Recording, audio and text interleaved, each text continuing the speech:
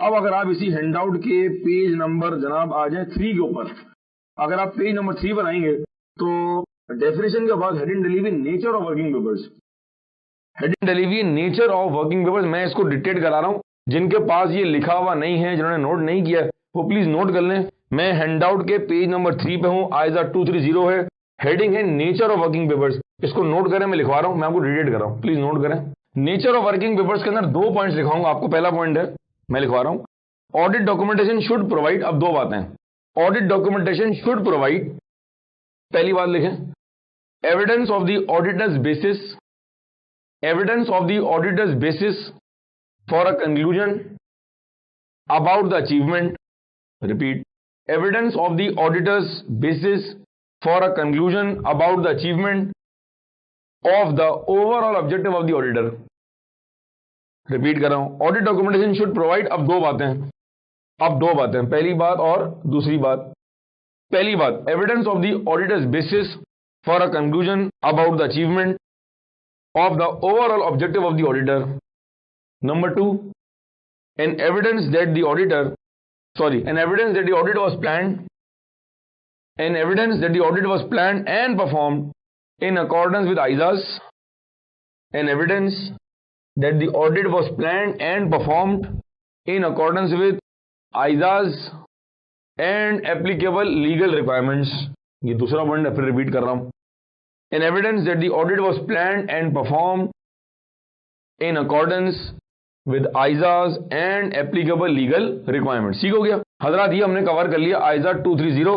अगर once again मैं इसको रिकैप करूं और मैं वो एरियाज बताऊं जहां पर रूट लर्निंग है, तो वो एरियाज ये होंगे। ठीक है जी, मैं ये भी बता रहा हूं आपको ताकि आपको बिल्कुल भी कंफ्यूजन ना हो।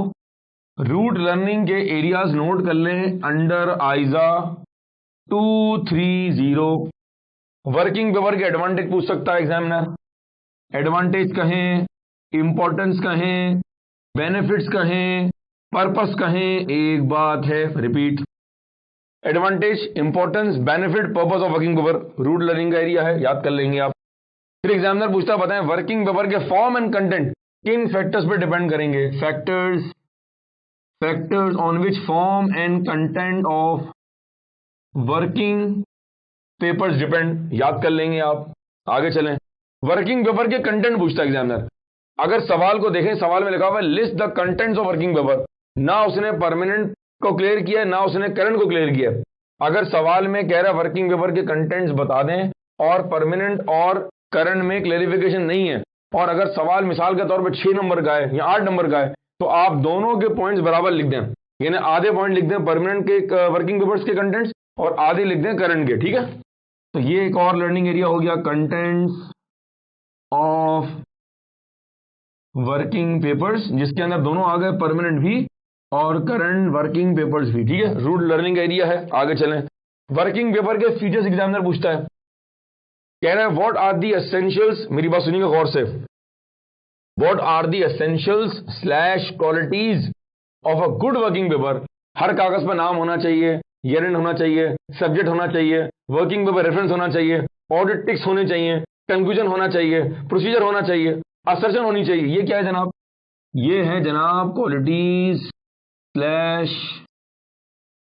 Features of good working paper. ठीक है, या सिर्फ वर्किंग पेपर। आगे चलें, फिर आए जनाब, अलग से एग्जाम्पल्स पूछ सकता है, परमानेंट वर्किंग पेपर्स की एग्जाम्पल दे दें और करंट की एग्जाम्पल दे दें। फिर सवाल बन सकता है जनाब इसके ऊपर रिटेंशन एंड कॉन्फिडेंशियलिटी के ऊपर, कि बताएं हु इज रिस्पॉन्सिबल, या बताएं explain the external audit responsibility with respect to retention and confidentiality. और सवाल बन सकता है आखिरी assembly of working paper file के ऊपर। ठीक है, assembly of working paper file. ठीक है जी, इसके अलावा इस कागज में क्या है, इसके अलावा हमारे पास आ रहा है ऑटोमेटेड एंड स्टैंडर्डाइज। तो इसमें आपसे ऑटोमेटेड के एडवांटेज पूछ सकता है और आपसे पूछ सकता है what do you mean by standardise working paper and list few examples.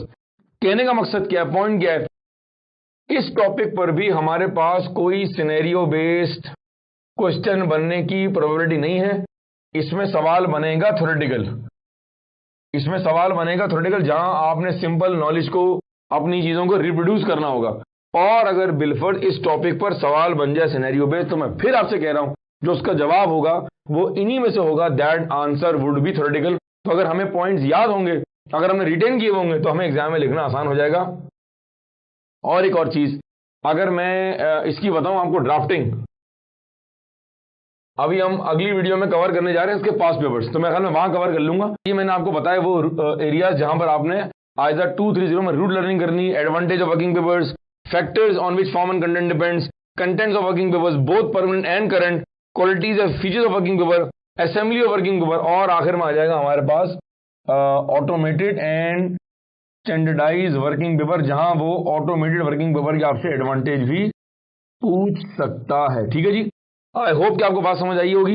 ये हमने कवर कर लिया आइजर 230, इंक्लूडिंग वो एरिया जहां पर आपने रूट लर्निंग करनी। ऑलमोस्ट अगर आप देखें तो उसमें कितनी बातें हैं, 1 2 3 4 5 और 6, मोटी मोटी 5-6 बातें वो आपने याद करनी है। अब जो हमारी नेक्स्ट वीडियो, उसमें मैं आपको कराऊंगा इसके पास पेपर्स अलॉन्ग विद ड्राफ्टिंग, आपने क्या वहां बुलेट्स में लिखना है या वहां आपने लिखना है पैराग्राफ फॉर्म में।